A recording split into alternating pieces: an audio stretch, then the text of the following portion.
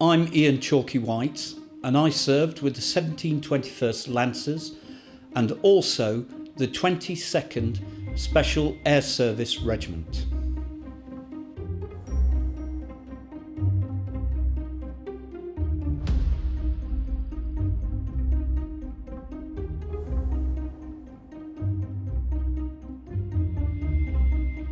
As soon as we arrived there, we were told, right, all you guys, get your stuff, get onto the 3 vans, and we're going to drive you to somewhere in London. We got on these vans and it was dark, and we were told, when we get out, keep the noise down, follow instructions, and just get to where we're going. Where did we go? We went somewhere near the Iranian Embassy. We pulled up out of sight of all those wonderful newspaper reporters and people. I remember climbing fences and walls with my kit, passing it over and moving on. And then we settled into the house next door to the Iranian Embassy. What's not covered in any of the films that I've seen and any of the things is the humour. Most people know that the snooker tournament was on, and we were following the snooker tournament. Secondly, the building that we were in was something to do with surgeons. And I remember lying on the floor in my kit with me machine gun on my chest, waiting for whether I was going to get called up or whether I was just being there in my full combat equipment, just lying there waiting to go and looking around. And all I could see was surgical instruments. That was okay. What was frightening was when I actually looked and read about the surgical instruments with their little labels and realised, in my mind now, it seemed that 90% of them was to do with removing piles. And I've got to say, it makes my bottom twitch, even now thinking of some of the instruments that the surgeons put together for removing people's piles. The bizarre things you remember.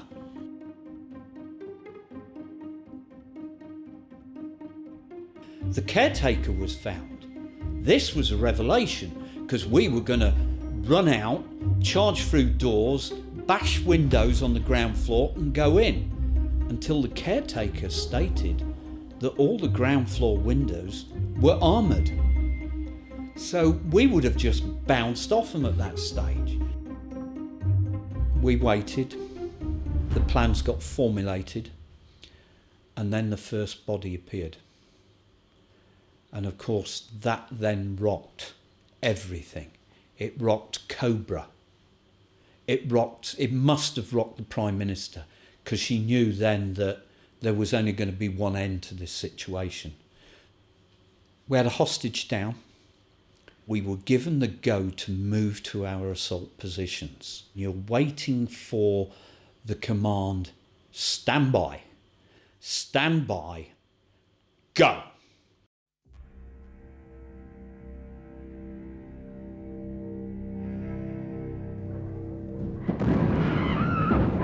SAS men jumped back onto the balcony and stormed through the window. At the rear of the building, more marksmen have the embassy covered. So we lowered a device, a little clump, a PE with a detonator, down. And on the first standby, it was fired. By that time, I then threw, and I went down in a caving ladder. So I threw a caving ladder, and then I went down the caving ladder to get to my assault position, 2 floors down and in through the window. So I made entry. My number 2 came with me. 3 and 4 came, and we made our entry into our part of the floor, and we then proceeded to do our part. Weapons at the front. In we go. Right, get to a door. Force the door. Flashbang in. Straight in behind it. Me going to one side. My number 2 going to the second. And we then clear the room, starting from the sides out into the middle. Once you got to that, look for the next stage. Maybe the next 2 would move through you to move to the next room. So it was clear, back out, move to the next room. And so it went on. And we cleared our floor very, very rapidly. I remember that. There was nothing there. It was fortunate. So we then moved to the staircase. and we went sliding down to the next floor, and that we knew was one of the main floors. And as I was about to step off that bottom stair into the corridor, one of the older hands put his hand on my shoulder and said, "Stop, Chalks, shine your torch along the corridor, let the others know," because we were on what was called the limit of exploitation. That's as far as we were going. I mean, I was keen, I was wanting to go. Luckily, one of the older hands had really got a grip of me and knew what I was up to and stopped me and held me back. So there I was, shining the light.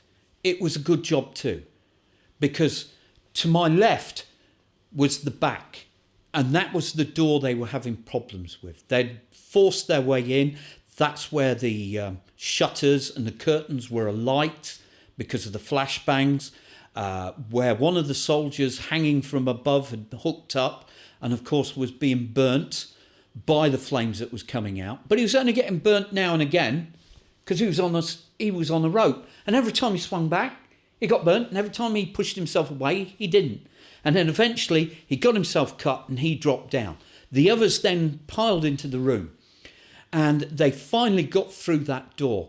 And because I was on that staircase, a burst of fire went down that corridor because they hadn't met the terrorists there. They knew that we were getting nearer and nearer. And so they then pushed on. So a clearing burst was put down. I still think to this day, what if? What if I'd have stepped out? So then we started to move the hostages. I'm on the second floor, and there is a main staircase, but that starts on the first floor down to the ground floor. What there is a secondary staircase off to the left, and that was over there. If I moved to the right, I had a balcony which I could look down on the first floor main staircase. So the hostages are coming from my right, they're being passed to me, and I'm grabbing them, and we've got a human chain. It's the quickest way. And I remember throwing them down the stairs, and I was getting quite clever because even then my mind's working. I'm going, turn them as you throw them, because their back will hit the wall, and then my mate who's on the next bit will grab them and push them down even further. And so it went on, and the evacuation started. It was at this time that I'd grabbed this person and I turned him and I started throwing him down when I realised it's a terrorist. And then I realised he's got a grenade. And so as I let go of this and I'm shouting terrorist, and I'm moving back to the balcony to look over, and by this time there's three of us that have spotted this, because it's happened so quickly, that it's happened that fast that that man's been shoved out. And we're yelling over, terrorist, grenade. And luckily, by that time he got down to that bottom balcony, he was spotted and he was taken care of. If that grenade had gone off, we would have lost a lot of hostages. And this job wasn't about us, it was about us making hostages survive.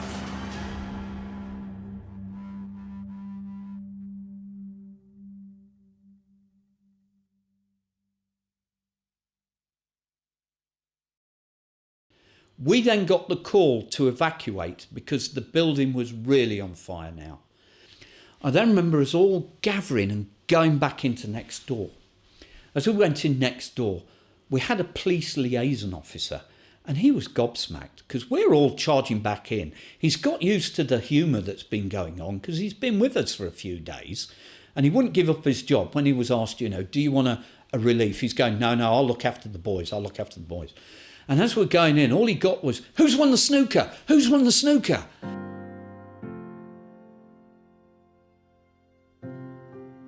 Looking back on the SAS, it gave me everything I really needed. I was a bit of a thrill seeker. I got adrenaline.